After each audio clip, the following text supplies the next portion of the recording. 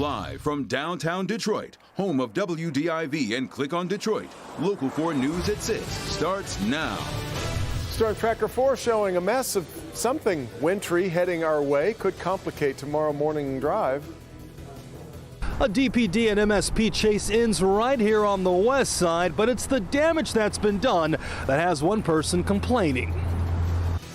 With billions of COVID relief dollars still in the balance, today some state Republicans are taking aim at the governor over baseball. A battle over a crowd size had some Republican lawmakers staging a protest today at Comerica Park. As we look at an image from the last true opening day going back to 2019, we know there won't be the same type of crowd coming up on April 1st. That's because, as of now, attendance is limited to 1,000 fans. Consumer investigator Hank Winchester live with us now. Hank, this is becoming a political war of words, and the Tigers clearly aware of what's going on. Yeah, Devin, the battle is underway, and late this afternoon, the Tigers and Chris Ilitch releasing a statement saying they are working right now to try to get more fans in the ballpark and want everybody to know that everything's being done to keep the fans safe. But let's take a moment to look at the raw numbers right now. On opening day, the Detroit Tigers allowing 1,000 fans in. The Chicago White Sox, for example, opening day 8,000. Cleveland 10,000. Same with the Minnesota Twins, and in Kansas City 11,000 fans allowed in on opening day. And that has some Republican lawmakers saying it's about time we get more people into Comerica Park.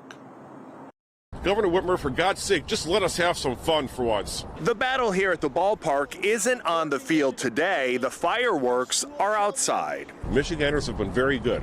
We've followed the orders, we've gotten down the numbers, and it's time to open up the state. These Republican lawmakers are pushing to get more fans into the stands. As it sits right now, 1,000 people will be allowed inside Comerica Park on opening day. Trust us, Governor. Yes. Trust us to make decisions. Trust us to be responsible. And like the other states in this nation, please allow the economic train that was moving before March 13th of 2020 to get back on track.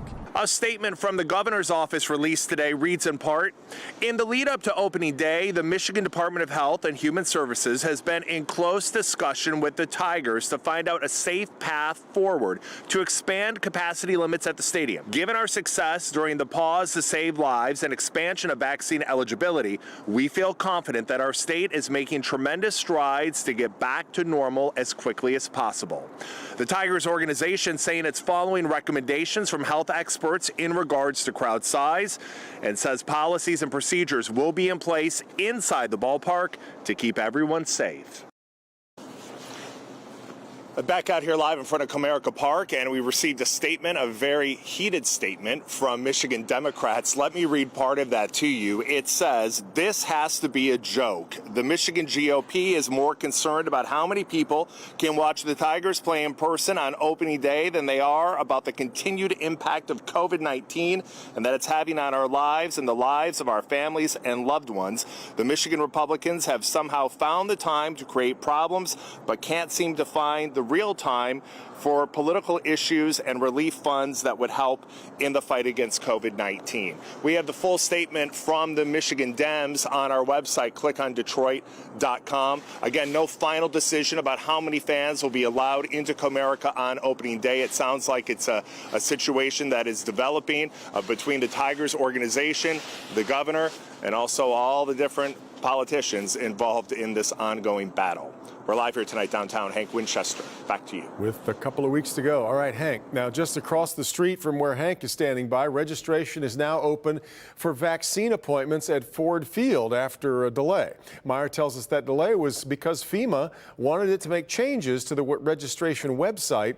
There are a number of ways to register. We've got all the information at clickondetroit.com. But the first appointments will start March 24th. The site will be able to administer, we're told, more than 6,000 shots a day. And let's move now to the latest coronavirus numbers. State reporting 3,143 new cases and 9 additional deaths over the past 2 days. State also reporting 58 new outbreaks at schools. One of those outbreaks is at Oxford High School. 201 students there, 201 in quarantine. School moving to online learning for at least this week.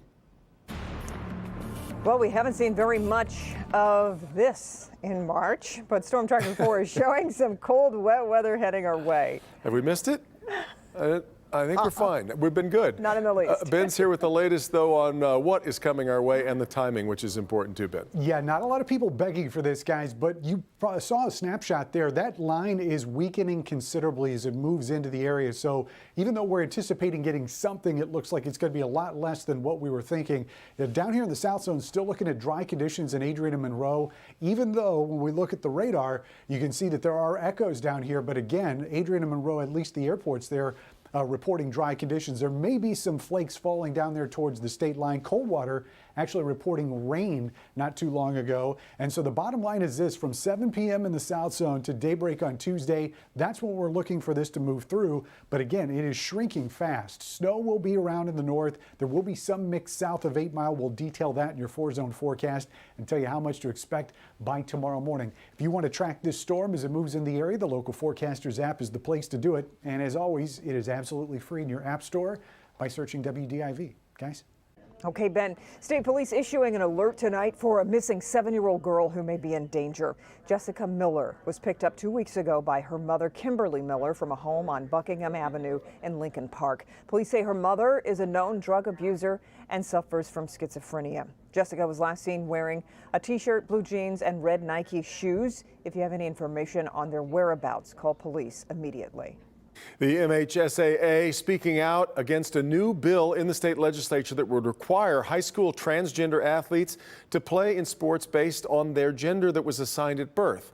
The association adopted a policy in 2012 that allows girls to play on boys' teams, but it follows a case-by-case basis approach. In a statement, the MHSAA says, and here's the quote, "We believe this legislation is unnecessary. We have averaged 2 inquiries per year related to our transgender policy over the last 5 years. Our policy is effective and compassionate. Our schools are happy with it, and it has been followed without issue."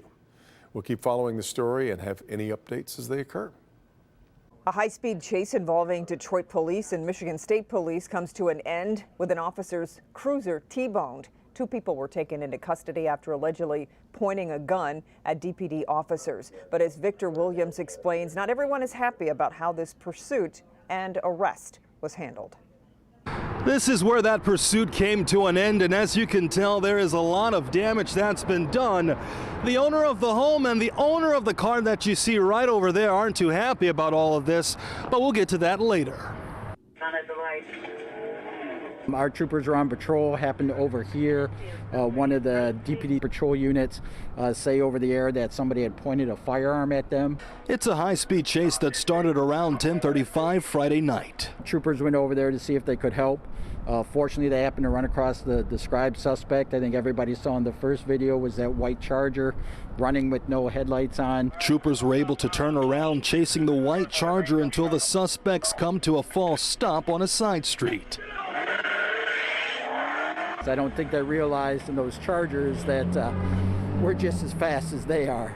So I think they get stunned by that a little bit at first, that we're able to kind of keep up with them. Troopers catch up with the Charger once again, but this time things go differently. The suspect had ran a stop sign there and T-boned into a patrol car. That patrol car and the Charger kind of went off into the area, hit a fence and a couple of parked cars that were parked over there. After that, an arrest was made. 2 people, however, are now livid about all the damage done to the property as a result of the chase. I gotta wake up and look out my window and be depressed. I don't want to come outside. Sterling Bogner is concerned about his fence and how close the chase came to hitting his home, while his sister-in-law Brittany is mainly concerned about her car that was damaged. She says no one from either department contacted them at all. Who's going to be helping us pay for these damages? Nobody. Who's going to be... Nobody. You know, no one had reached out to my husband and I to tell us that our car was involved in this car crash that had nothing to do with us at all. Lieutenant Shaw said because of the weekend, they were planning to make contact on Monday morning. People with guns, a little bit more important than a traffic crash. If he would have called on that Sunday and said that, hey, I want somebody to come out here today, we would have sent a trooper out there and not inconvenience them at all. Thankfully, no one was seriously hurt, but I'm told that the owners are going to be speaking to their lawyer. Victor Williams, Local 4. Okay, Victor. It was just about a year ago, as a wave of COVID patients was starting to overwhelm hospitals, one local nurse shot a video inside Sinai Grace about the need for more supplies there. And got her fired. Now, all these months later, Local 4 defender Sean Lay catches up with Kanisa Barkai, who's found new ways to help in the fight against COVID. RN Kanisa Barkai was caring for the very first COVID-19 patient at Sinai Grace Hospital when she made a video that changed her life. I'm ready to rock and roll. I'm going in. That video was made last March 17th. RN Kanisa Barkai. She told Local 4 that she was waving a big red flag to the hospital, that they needed more PPE and beds for what she foresaw as a wave of COVID patients that were about to hit. The hospital said the cell video violated hospital policy and Barkai was fired. You were the first person to sound the alarm, probably in the country.